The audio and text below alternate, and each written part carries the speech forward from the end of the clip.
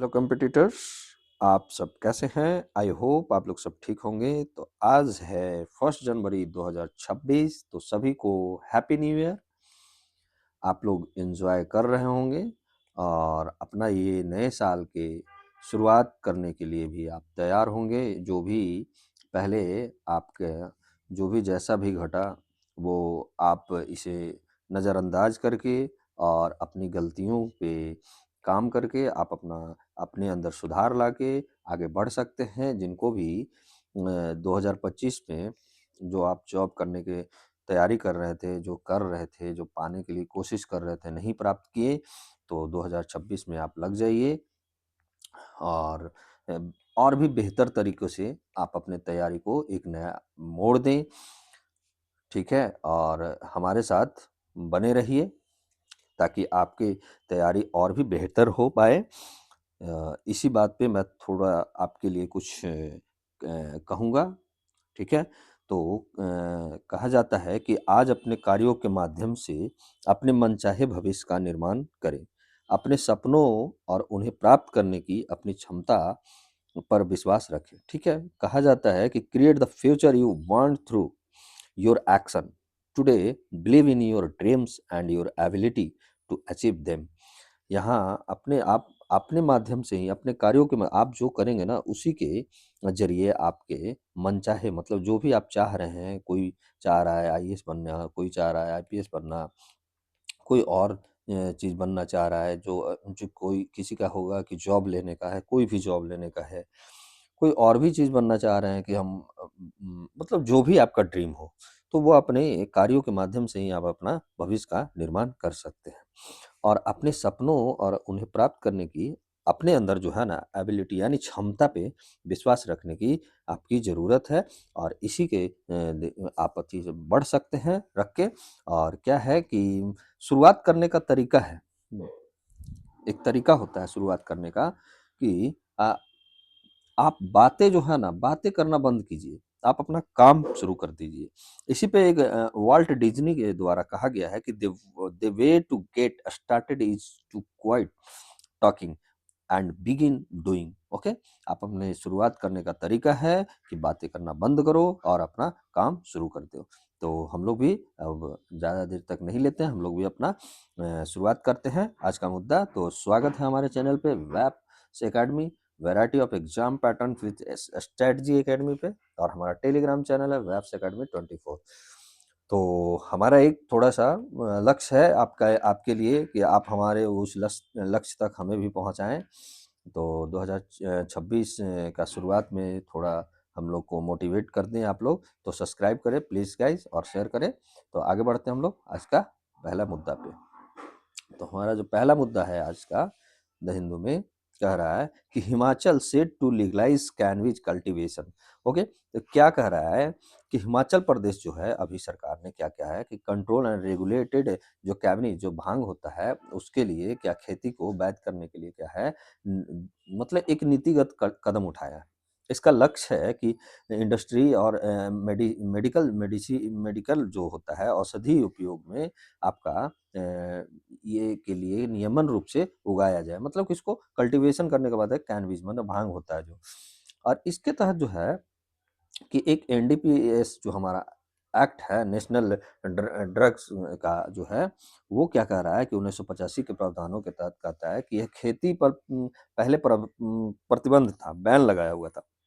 लेकिन जो सेक्शन इसका धारा 10 है वो कहता है कि सरकारी अनुमति इसको प्राप्त कर नियंत्रित खेती कर सकते हैं, मतलब सरकार की अनुमति लेना पड़ेगा, उसके बाद एक कंट्रोल वे में आप खेती कर सकते हैं।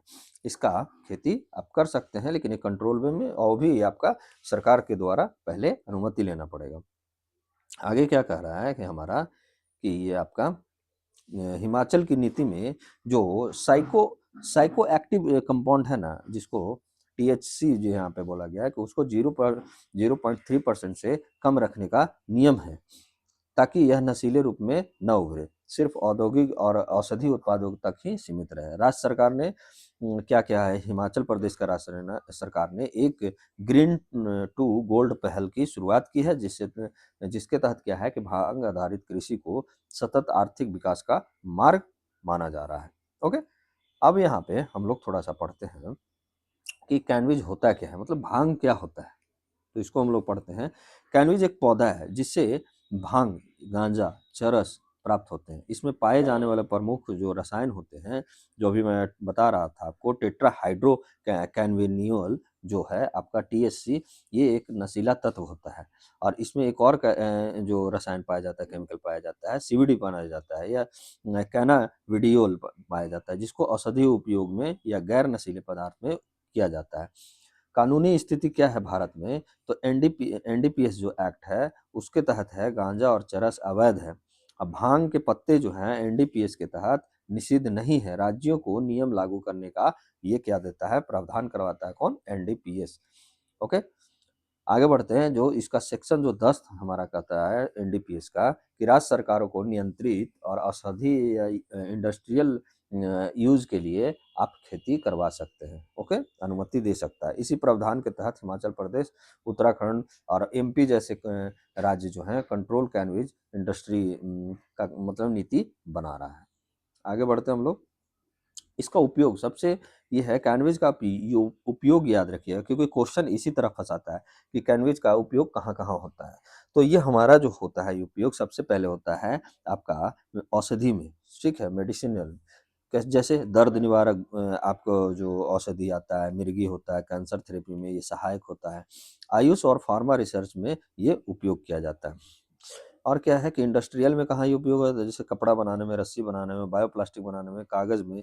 ओके, कम पानी में उगने वाली फसल जो होता है सस्टेनेबल एग्रीकल्चर कहलाता है। ये कम पानी में उगने वाली फसल है।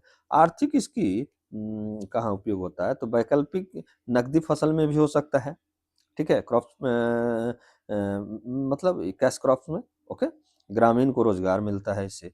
आपका बायो इकोनॉमी को भी बढ़ावा देता है ये। तो आर्थिक उपयोग यहाँ पे है। इसमें कुछ चुनौतियाँ हैं, जैसे चुनौतियों में क्या आ जाता है हमारा आपका, कि नशे का दुरुपयोग होगा इससे, कानून व्यवस्था की चुनौती मिलेगी, या निगरानी और इन्फोर्समेंट की आवश्यकता पड़ती है इसमें। तो ये चुनौतियाँ हैं। और जो आज ज़्यादातर युवा में ये चीज़ ज़्यादा देखा गया है कि मतलब एक होता है कि चरस, गांजा, भांग ये सब ज़्यादा उपयोग कर रहा है। ओके, महत्व इसका क्या है कि कृषि एवं ग्रामीण अर्थव्यवस्था में इसका क्या महत्व है, कि वैकल्पिक जैसे कैश क्रॉप के रूप में भी उभरती है ये फसल, ठीक है? कम पानी लगता है, कम उर्वरक की आवश्यकता पड़ता है, इसलिए सस्टेनेबल एग्रीकल्चर है। पहाड़ी एवं सीमांत क्षेत्र जैसे हिमाचल प्रदेश, उत्तराखंड के लिए ये उपयुक्त कृषि है। किसानों की आय में वृद्धि और क्रॉप मतलब फसल विविधीकरण ये इससे आता है। दूसरा क्या है हमारा, कि औद्योगिक महत्व क्या है इसका, तो कपड़ा, रस्सी, कागज़, पैकेजिंग सामग्री बनाने में, बायोप्लास्टिक बनाने में, बायोफ्यूल, ग्रीन इकोनॉमी इकोनॉमी को बढ़ावा देने में भी ये अपना महत्वपूर्ण भूमिका निभाता है। आयात पर निर्भरता को भी कम करने में सहायक होगा। सर्कुलर इकोनॉमी को भी ये मजबूती प्रदान करेगा। ओके, आगे बढ़ते हैं हम लोग। ये थर्ड में क्या है हमारा, कि औषधि एवं स्वास्थ्य क्षेत्र में इसका क्या महत्व है, तो उसको भी हम लोग देखते हैं कि औषधि एवं स्वास्थ्य क्षेत्र में जो महत्व है, कि सीवीडी आधारित जो दवाई है, जो कैनाबिडियोल जो आपका रसायन है, उसके आधारित दवाई, जैसे मिर्गी का हो गया, कैंसर का हो गया, न्यूरोलॉजिकल रोग में ये उपयोगी होता है। आयुष एवं फार्मास्यूटिकल रिसर्च को बढ़ावा भी देता है। पैन मैनेजमेंट और पैलिएटिव कोर में भी ये केयर में भी पैलिएटिव केयर में भी ये सहायक होता है। फोर्थ इसका क्या महत्व है, आर्थिक एवं राजस्व महत्व। क्या करता है, राज्य सरकारों के लिए एक राजस्व का नया स्रोत खुल जाता है। स्टार्टअप, एमएसएमई और स्थानीय उद्योग को भी ये बढ़ावा देगा। रोजगार भी सृजन करेगा, जैसे खेती होगा, खेती में जो लगेंगे कामगार, फिर उसका प्रोसेसिंग होगा, उसमें भी कामगार, मार्केटिंग होगा, उसमें भी रोजगार ये उत्पन्न कराता है। इसका पांचवा जो महत्व है, नीतिगत एवं प्रशासनिक महत्व क्या है, कि अवैध खेती को नियंत्रित और वैध ढांचे में लाने में ये सहायक होगा। एनडीपीएस एक्ट के अंतर्गत रेगुलेटेड कल्टीवेशन से क्या होगा, कि बेहतर निगरानी होगा, और लॉ एंड ऑर्डर को और ड्रग ट्रैफिकिंग पर क्या होगा, नियंत्रण भी ये स्थापित करवाने में सहायक होगा। इसका पर्यावरणीय महत्व क्या है हमारा, तो क्या है कि मिट्टी संरक्षण और कार्बन अवशोषण में भी ये सहायक है। जो आज कार्बन उत्सर्जन ज़्यादा हो रहा है, तो उसको ये अवशोषित करने में भी सहायक है और रासायनिक कीटनाशकों की कम आवश्यकता पड़ेगा इसके होने से। ओके, क्लाइमेट रेजिलिएंट क्रॉप भी है। आगे बढ़ते हैं कि ये मतलब एक आप यहाँ पे क्या है कि कैनविस का नियंत्रित और वैज्ञानिक उपयोग भारत में कृषि, आय, उद्योग और विकास और सशक्त अर्थव्यवस्था को बढ़ावा दे सकता है। इसमें क्या है कि बशर्ते आप सख्त नियम और सामाजिक जागरूकता सुनिश्चित करना करवाने का भी आवश्यकता पड़ेगी, तभी ये आपका आपको बढ़ावा ये अर्थव्यवस्था में और औद्योगिक विकास में सहायता प्रदान करेगा। आपके लिए क्वेश्चन है, एमसीक्यू है कि भारत में कैनवीज़ का जो खेती है उसको नियंत्रित रूप से अनुमति देने का कानूनी आधार आधार जो है किस अधिनियम में है? तो अभी हम लोग पढ़े हैं, सी इसका ऑप्शन हो जाएगा। एनडीपीएस एक्ट जो है, इसका जो धारा यानी सेक्शन जो है 10 आपका है, वो आपका क्या देता है, इसको मतलब सरकार की अनुमति और नियंत्रित तरीका से आप खेती कर सकते हैं। आगे बढ़ते हैं हम लोग आज का अगले मुद्दे पे। तो अगला मुद्दा जो हमारा है, कह रहा है क्या? अगला मुद्दा कह रहा है कि DRDO carries out Salvo launch of प्रलय मिसाइल। क्या हुआ है कि जो हमारा रक्षा अनुसंधान एवं विकास संगठन है, वो कल 31 दिसंबर 2025 को उड़ीसा के तट के पास जो है, क्या है, इंटीग्रेटेड टेस्ट रेंज जो चांदीपुर जो है, वहाँ से 2 प्रलय मिसाइलों का सफल सैल्वो मतलब सैल्वो क्या है कि आपका ये आपका एक तरह से आपका क्या है कि धारीदार, ठीक है? सैल्वो मतलब धारीदार प्रक्षेपण किया है। यह प्रक्षेपण एक ही लॉन्चर से बहुत कम समय में 2 मिसाइलों को दागने की क्षमता को परखा गया। यह परीक्षण यूजर इवैल्यूएशन ट्रायल्स का हिस्सा था। ओके? तो याद रखिएगा ये न्यूज़ में था। अब यहाँ पे हमारे लिए क्या है उपयोगी, देखिए उपयोगी वो भी है कि चांदीपुर से किया गया है, मतलब प्रलय मिसाइल दो एक साथ। यहाँ पे प्रलय मिसाइल जो है हमारे लिए मोस्ट इम्पोर्टेंट रखता है हमारे मतलब एग्जाम के अकॉर्डिंग। तो प्रलय एक स्वदेशी विकसित ठोस प्रणोदक है, यानी quasi ballistic surface to surface missile है। क्या है आपका बैलिस्टिक सरफेस टू सरफेस, मतलब यहाँ से यहाँ सरफेस पर, ये नहीं कि सरफेस टू एयर। ओके, तो ये याद रखिएगा आपका, जिससे क्या है उच्च परिशुद्धता और त्वरित प्रतिक्रिया के लिए डिजाइन किया गया है। किसके लिए? परिशुद्धता या त्वरित मतलब तुरंत, मतलब ये रिएक्शन का रिएक्शन दे सके। इसकी ऑपरेशनल रेंज जो है कितना है, 150 से 500 किलोमीटर तक की ये मतलब दूरी इसका रेंज है। ओके, यह state of the art guidance and navigation system से लैस है। इसमें क्या है, आर्ट गाइडेंस है और नेविगेशन सिस्टम है, ठीक है। आपका मिसाइल विभिन्न प्रकार के वारहेड्स ले जा सकते हैं, बहुत सारे मतलब वारहेड्स ले जा सकते हैं। इसका महत्व क्या रखता है हमारे लिए? तो महत्व है हमारा क्या, इसका पहला है कि सैन्य क्षमता में वृद्धि करेगा, enhanced strategic capability. Okay, salvo launch से यह क्षमता साबित होता है कि भारतीय रक्षा बल एक ही समय में मल्टीपल मिसाइल को लॉन्च करके दुश्मन के महत्वपूर्ण लक्ष्यों पर तेज और सटीक हमला कर सकता है। समझे? तो मतलब इसमें क्या है कि दुश्मन को इससे पता चलेगा कि मतलब कि भारत भी, मतलब ऐसा नहीं है कि आप भारत पे अगर मिसाइल दाग रहे हैं तो ये त्वरित मतलब प्रतिक्रिया नहीं दे सकते हैं। इससे क्या होगा कि त्वरित जो है प्रलय मिसाइल से त्वरित प्रतिक्रिया हमारा और भी प्रतिक्रिया करने में क्षमता जो है वो हमारा बढ़ाया। ओके, यह सामरिक परिस्थितियों में लड़ाकू क्षमता मतलब जो होता है और युद्ध प्रतिक्रिया क्षमता, जैसे ऑपरेशनल रेडीनेस को क्या होगा, आपको मजबूत करेगा। आपका सेकंड क्या है, आपका विकास और आत्मनिर्भरता को भी ये बढ़ावा देगा। कैसे ये बढ़ावा दिया? आपका प्रलय मिसाइल का जो निर्माण जो हुआ है डीआरडीओ के रिसर्च सेंटर इमारात हैदराबाद और कई अन्य डीआरडीओ प्रयोगशाला तथा Bharat dynamics limited and Bharat electronics limited जैसे उद्योगों का भागीदारों ने मिलकर इसको बनाया है। ओके, इससे क्या है कि भारत की आत्मनिर्भर निर्भर रक्षा क्षमता और तकनीकी नवाचार में वृद्धि को दर्शाती है। समझे? अब हमारा थर्ड क्या है यहाँ, थर्ड जो ये हमारे लिए क्या महत्व रखता है, आपका इंडक्शन की दिशा में अग्रसर टुवर्ड्स इंडक्शन। कैसे है कि जैसे डीआरडीओ अध्यक्ष और रक्षा मंत्री दोनों ने इसे सफलता के लिए यह सिस्टम शीघ्र ही भारतीय सशस्त्र बलों में शामिल होने योग्य है, जिसे टैक्टिकल बैटलफील्ड स्ट्राइक कैपेबिलिटीज की ओर सीधे बढ़ेगा। इससे क्या है, चौथा क्या है हमारा महत्व, internal security and foreign policy link को भी मजबूत करता है। यह मिसाइल जो क्षमता असामरिक संतुलन को बनाए रखने में मदद कर सकती है। जैसे साउथ एशिया जैसे क्षेत्र में भारत की डिफेंस जो डिप्लोमेसी है और डिटररेंस क्षमता को मजबूत करती है, समझे? तो इससे क्या हुआ, ओवरऑल हमारा क्या हुआ, एक तो हमारा जो निर्भरता है, निर्भरता को भी ये कम करेगा बाहर से, मतलब जो हम लोग हथियार परचेज करते हैं उसमें भी, और हमारा क्या हुआ, इनोवेशन भी ये आपका बढ़ाया, तथा आपका नवाचार के साथ साथ हमारा तकनीकों का भी ये विकास कर रहा है। और क्या है कि हम हमारा जो सिक्योरिटी पर्पस है, जो इंटरनल सिक्योरिटी है, वो भी इसको ये आप कहीं न कहीं आपको मजबूत कराता है, तथा ये रोजगार भी आपका उत्पन्न कर सकता है, और एवं आर्थिक वृद्धि में भी ये एक नया महत्व की ओर ले जाता है। कैसे आप बोलेंगे, कैसे सर ये रोजगार और आर्थिक में, जैसे अगर इंडिया में ही इसका सारा चीज़ अगर प्रोडक्शन होगा तो कहीं न कहीं इसमें आपका लोगों की ज़रूरत पड़ेगी, और एवं आप में यहाँ स्किल भी, आपका स्किल डेवलपमेंट भी होगा इससे। ओके? तो आगे चलते हैं हम लोग। जो हमारा डीआरडीओ है उसके बारे में थोड़ा-सा हम लोग जानते हैं। तो डीआरडीओ के बारे में जानते हैं। डीआरडीओ क्या है? Defence research and development organisation, रक्षा अनुसंधान एवं विकास संगठन। क्या है? स्थापना इसका कब हुआ था? 1958 में। अभी जो है वर्तमान में जो चेयरमैन हैं, इसके अध्यक्ष जो हैं doctor Sameer V Kamath. Okay? Sameer V Kamath. आप लोग ये याद रखिएगा स्थापना कब हुआ था, और ये इनका अभी अध्यक्ष कौन है वो आप जानिएगा, याद रखिएगा। ओके? ये एक कौन-सा मंत्रालय के अधीन रहता है? तो रक्षा मंत्रालय, ठीक है? मिनिस्ट्री ऑफ डिफेंस भारत सरकार के जो अधीन है।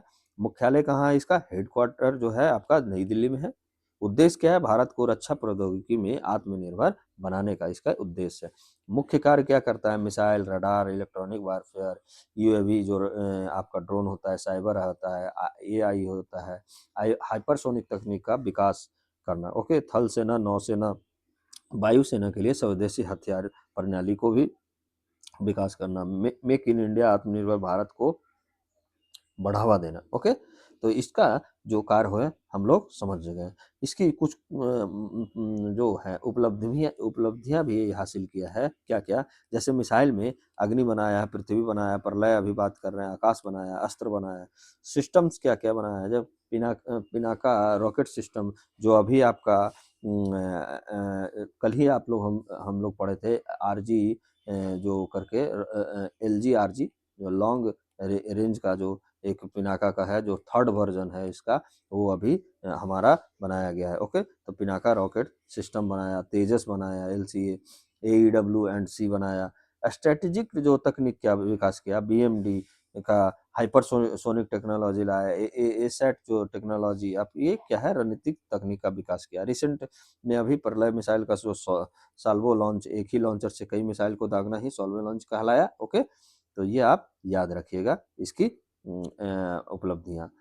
अगला मुद्दा हमारा क्या कह रहा है आज का, कि आपका army's animal contingent to debut at Republic Day parade. क्या कह रहा है इसमें, कि जो पशु दस्तक है ना, एनिमल कंटिजेंट में तो होता है क्या, कि आपका जो देखिए इस वर्ष का गणतंत्र दिवस जो हमारा कितनावा मनाया जाएगा, 77वां मनाया जाएगा, यानी 77 जो रिपब्लिक डे है वो हमारा जनवरी को मनाया, जनवरी 2026 में मनाया जाएगा।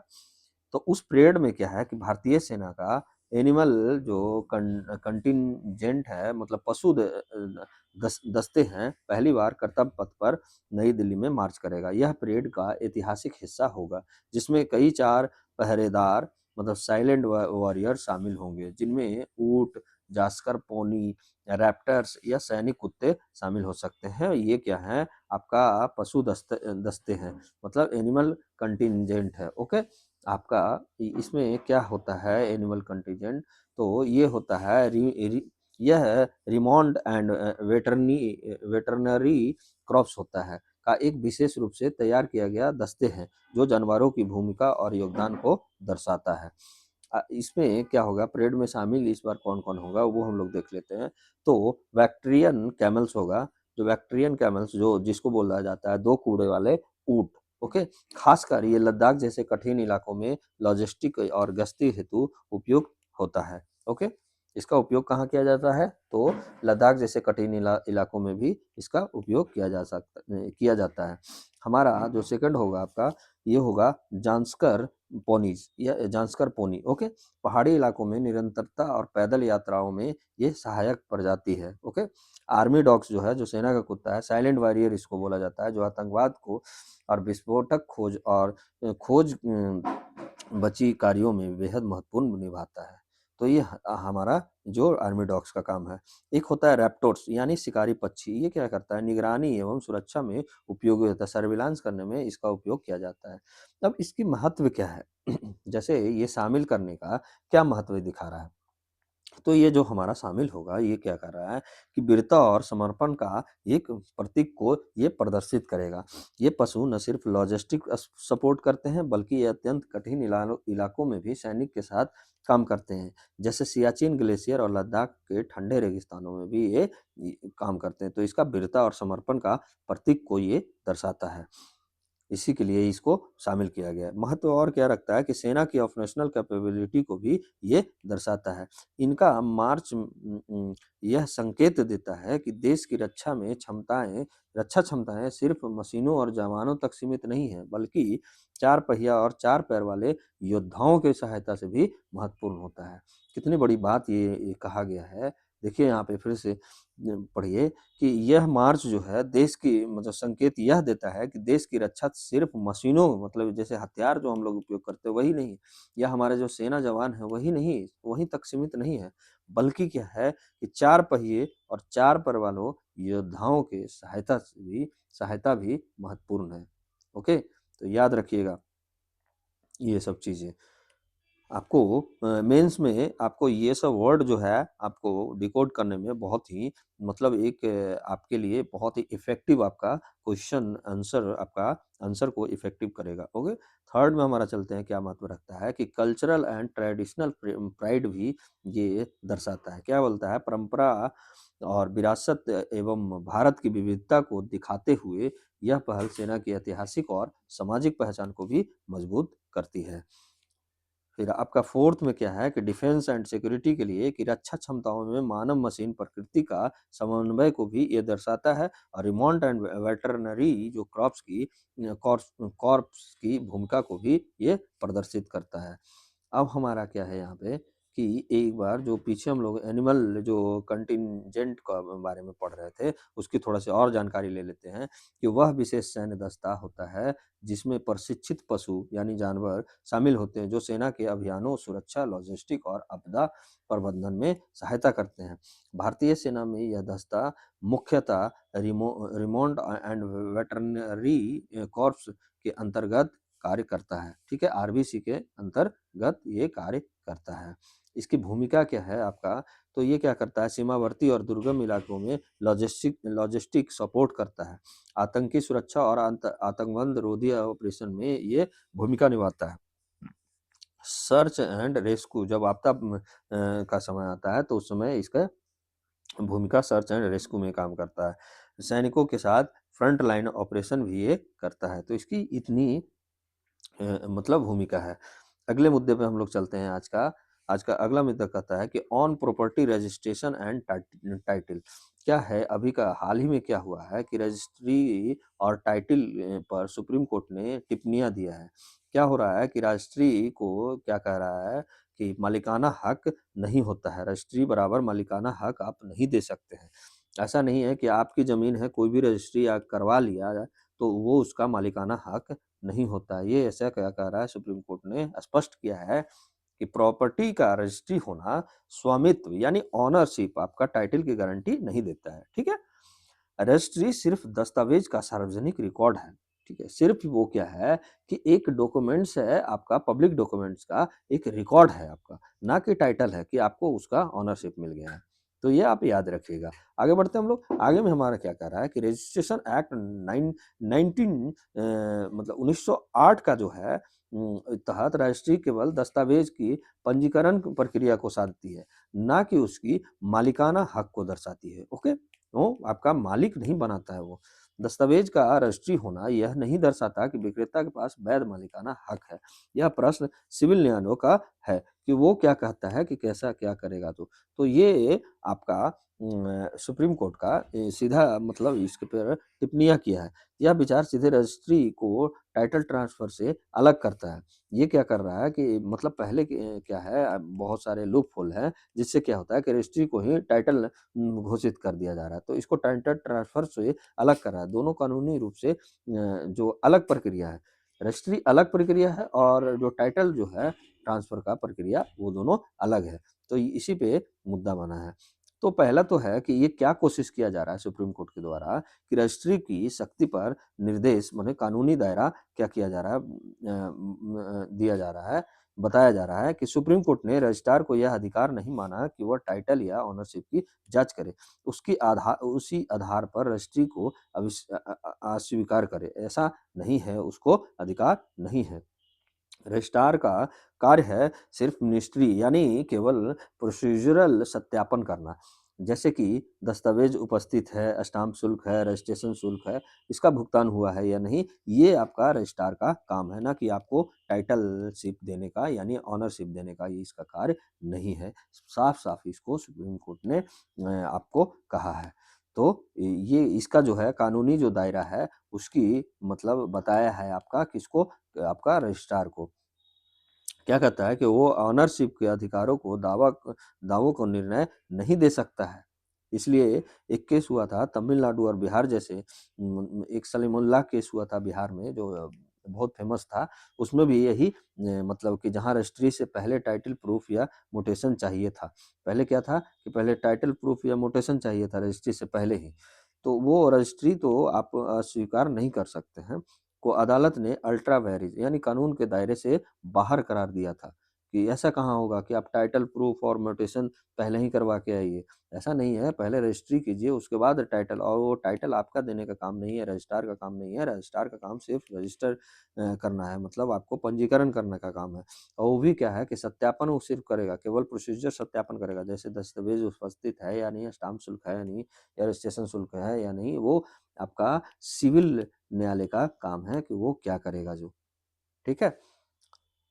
यह निर्णय प्रॉपर्टी ओनरशिप डिस्प्यूट को सुलझाने के दायरे सिविल अदालतों में ही रहने देते हैं। ओके, आपका और क्या है कि मतलब इसमें कमजोरियाँ कहाँ से आया? तो देखिए सिस्टम की संरचनात्मक कमजोरी है, इसीलिए ये ऐसा मुद्दा उठ के आ रहा है। क्या है जैसे कॉलोनियल जो औपनिवेशिक जो काल है था, उसी का विधायी ढाँचा अभी तक इसमें चल रहा है। रजिस्ट्रेशन एक्ट 1908 में आया था, ट्रांसफर ऑफ प्रॉपर्टी एक्ट 1882 में, आज भी समान रूप से ये हमारे देश में लागू है। एक होता है प्रिजम्पटिव टाइटलिंग सिस्टम, जो रजिस्ट्री को मालिकाना हक मानने की प्रथा नहीं है। इसके कारण खरीदारों को संघर्ष करना पड़ता है। ठीक है, ये भी है। म्यूटेशन क्या है? म्यूटेशन और राजस्व रिकॉर्ड की असंगति है। कैसे? म्यूटेशन को अक्सर टाइटल प्रूफ मान लिया जाता है, जबकि यह केवल रेवेन्यू रिकॉर्ड में एंट्री है, ना कि ये आपका टाइटल प्रूफ है। भ्रष्टाचार एवं प्रतिक्रियागत देरी भी है। तहसील हो गया, रजिस्ट्री कार्यालयों में देरी होती है, भ्रष्टाचार है, मैनुअल इंटरवेंशन पंजीकरण प्रक्रिया को कठिन बना देता है। तो ये सब सिस्टम का संरचनात्मक मतलब एक स्ट्रक्चरल वीकनेस है आपका, कहीं न कहीं। समाधान इसका क्या हो सकता है? तो एक कंक्लूसिव टाइटलिंग सिस्टम अपनाना चाहिए। जैसे वर्तमान में प्रिजुडिक्टिव टाइटल की जगह कंक्लूसिव टाइटल लागू किया जाना चाहिए। एक बार टाइटल दर्ज हो जाए तो वह अंतिम और विवाद मुक्त माना जाए। ऐसा मतलब इस टाइटल पे काम करना चाहिए। मॉडल लैंड टाइटलिंग बिल को राज्य में लागू करना चाहिए। एक मॉडल लैंड जो है टाइटलिंग बिल है उसको लागू करना चाहिए। लैंड रिकॉर्ड्स को का पूर्ण एकीकरण भी होता है, इंटीग्रेशन भी करना पड़ेगा। जैसे registration, mutation, revenue, survey record को एक ही डिजिटल प्लेटफॉर्म पर लागू करना चाहिए। Digital India land record modernisation programme को समयबद्ध पूरा करना चाहिए। थर्ड क्या है कि रजिस्ट्रेशन और टाइटल को स्पष्ट कानूनी विभाजन रेखा एक देना पड़ेगा। रजिस्ट्रार की भूमिका केवल दस्तावेज पंजीकरण तक ही सीमित रहना चाहिए, रजिस्ट्री तक ही सीमित रहना चाहिए। म्यूटेशन टाइटल प्रूफ को आपका रजिस्ट्रेशन की शर्त ना बनाया जाए। ओके, सुप्रीम कोर्ट के देखिए समीउल्लाह जो वर्सेस स्टेट ऑफ बिहार का जो फैसला सभी राज्यों में पालन करवाना चाहिए, ठीक है? उसमें दिया था जो आपको मैं पहले बता चुका हूँ।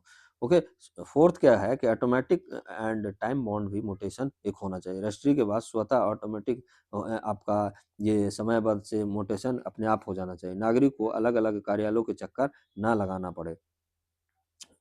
पाँचवाँ में क्या बोल रहा है कि ब्लॉकचेन और टेम्पर प्रूफ टेक्नोलॉजी की भी आवश्यकता है। आपकी भूमि रजिस्ट्रेशन में ब्लॉकचेन आधारित सिस्टम को अपनाना चाहिए। रिकॉर्ड में छेड़छाड़ असंभव होगा जिससे ट्रांजैक्शन ट्रेसेबल और पारदर्शी आएगा। सुप्रीम कोर्ट द्वारा भी सुझाया गया तकनीक क्या है कि आपका पुराने मतलब जो ये ब्लॉकचेन वाला है ना, ये आपका सुप्रीम कोर्ट को भी सुझाया है ये। पुराने कानूनों में संशोधन रजिस्ट्रेशन एक्ट जो है 1908 का ट्रांसफर ऑफ प्रॉपर्टी एक्ट 1882 और स्टैम्प एक्ट 1899 को हटाने का मतलब यह संशोधन इसमें किया जाना चाहिए। इन्हें डिजिटली और आधुनिक लेन-देन के अनुरूप में अपडेट करना चाहिए। ओके, सातवां नंबर क्या है इसको समाधान दे रहा है कि टाइटल इंश्योरेंस की भी शुरुआत करना चाहिए। जैसे जो संपत्ति खरीद रहा है उसको खरीदने वालों के लिए एक टाइटल इंश्योरेंस भी आप लाइए। भविष्य में टाइटल विवाद होने पर खरीदार को वित्तीय सुरक्षा भी प्रदान करेगा इससे। आठवां में क्या है कि fast track land dispute resolution भी अपनाना चाहिए। जैसे भूमि विवादों के लिए विशेष न्यायाधिकरण या फास्ट ट्रैक कोर्ट की एक निर्माण करना चाहिए। लंबे मुकदमों से राहत दिलवाएगा, निवेश और शहरीकरण को भी ये बढ़ावा देगा। सुप्रीम कोर्ट ने भी क्या सुझाया है कि न्यायालय ने संकेत दिया है कि ब्लॉकचेन जैसे तकनीक अपनाकर पंजीकरण प्रक्रिया को पारदर्शी और सुरक्षित और विवाद रहित बनाया जाना चाहिए। पुलिस के वर्तमान कानूनों की अपडेट करें और digital and tamper proof ownership registry system बनाना आवश्यक है। ओके, तो ये सुप्रीम कोर्ट ने अपना क्या दिया है, वर्डिक्ट दिया है, मतलब निर्णय दिया है, आपका टिप्पणी किया है। तो आज का सेशन आपको कैसा लगा तो आप हमारे कमेंट बॉक्स में ज़रूर बताइएगा और variety of exam pattern with strategy channel को आप प्लीज़ आप सब्सक्राइब कीजिए और हमारा 1000 जो सब्सक्राइबर का लक्ष्य है वो प्लीज़ आप जल्द से जल्द आप पूरा करवाएँ और जिससे क्या होगा कि हमें भी मोटिवेशन मिलेगा और फिर से आपको variety of exam patterns with strategy channel और फैमिली की तरफ से आपको 2026 की हार्दिक नव वर्ष की हार्दिक शुभकामनाएं। Happy new year 2026। तो एक बार फिर से और भारत माता की जय। जय हिंद, जय भारत।